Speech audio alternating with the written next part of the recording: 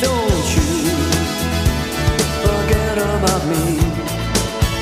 Portraying the principal Mr. Falk in the now filming The Class, what personality traits of the character were you portraying that you rarely portrayed before? And how do you put an acting spin when challenged with those rarely performed traits?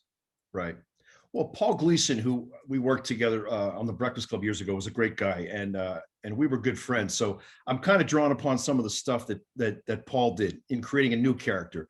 But my character's an assistant principal. He's got more of a mindset of a coach or a gym coach in high school. So he's kind of more the hardline guy.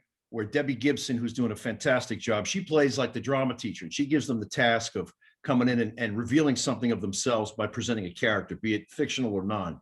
And what that does in the story, Pat, is it kind of spins us into it. That's all the walls start coming down with the kids, and we start getting this glimpse of where they're at.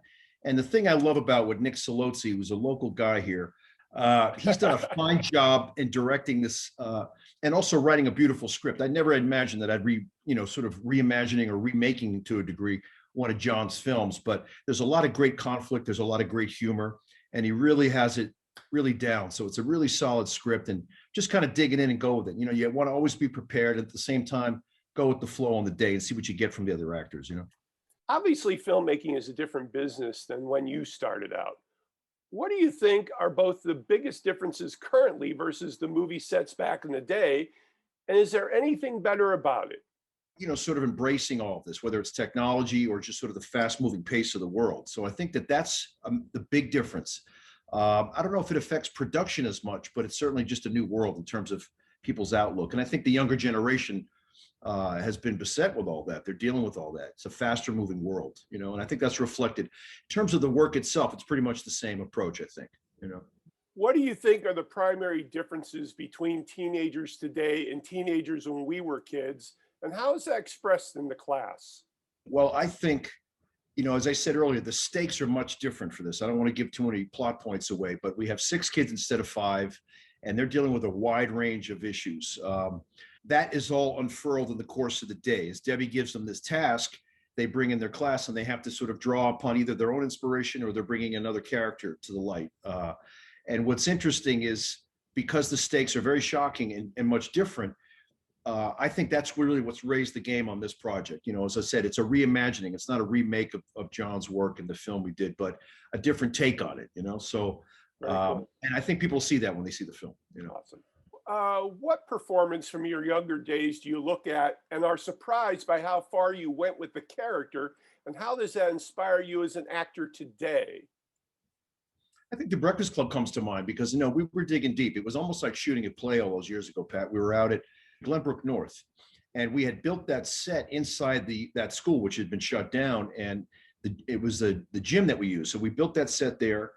And I think it was very intense. We did about 10 pages a day. Everybody had to really dig deep because there was a wide range of emotion. But the thing that made John so great is he always utilized humor to get the story across, right? So there's all these great kind of cathartic moments where there's humor and characters have a break, whether they're dancing or they're getting high or all these things. So he was very careful to really plan and plot that course, that even though they're going at it, there's a lot of conflict.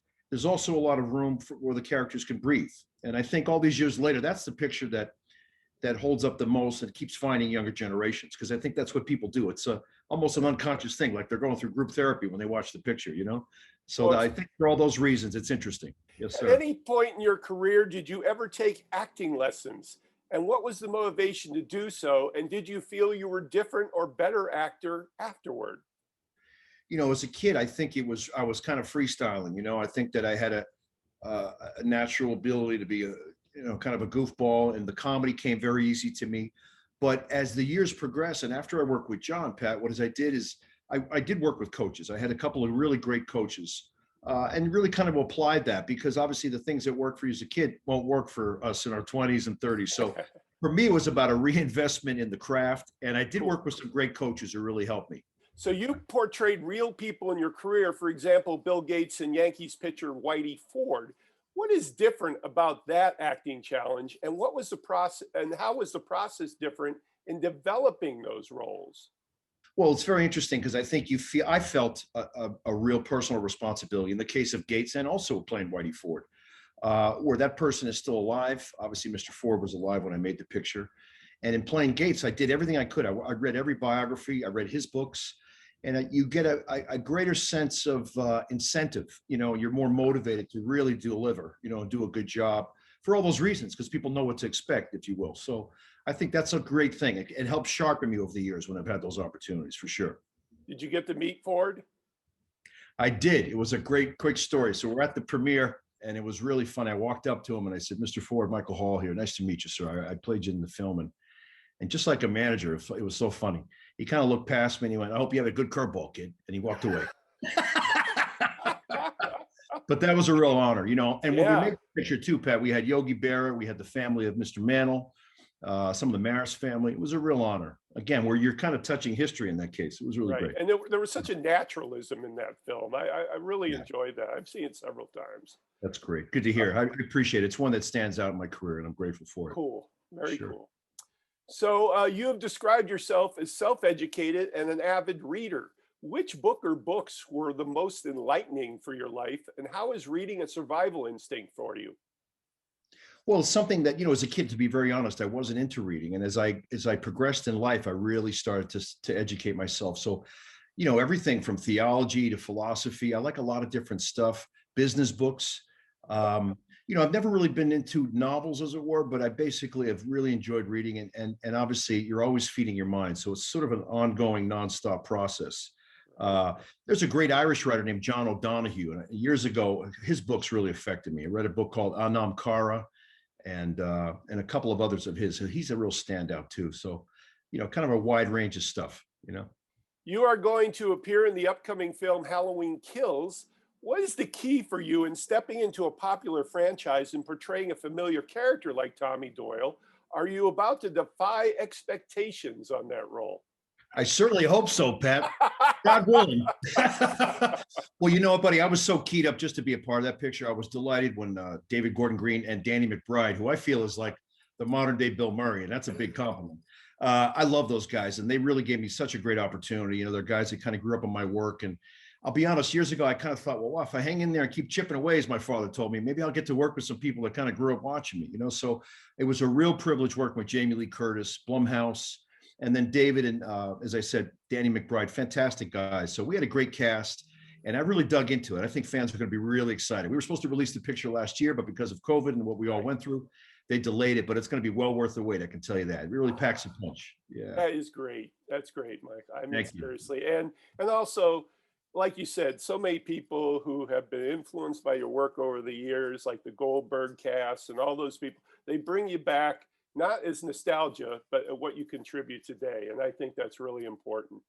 Thank you, Pat. And that's a big point too. Like you said, you always have to be ready to make a contribution. And I'm just grateful for the work. You know, there's no promises made in life, right? So we always have to keep chipping away at it and just kind of go year by year. It's almost like being an athlete. You never know where you're going to wind up. You just got to stay sharp, you know? So. All right, finally, you've had different relationships with acting and performing over your long career.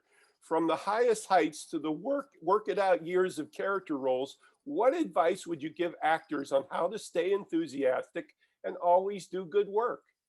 Well, I think you have to have a tough skin. You have to be determined, and you have to learn from failure. You know, one of my favorite lines is the great Bob Dylan. He said, "The greatest success is failure, but failure is no success at all."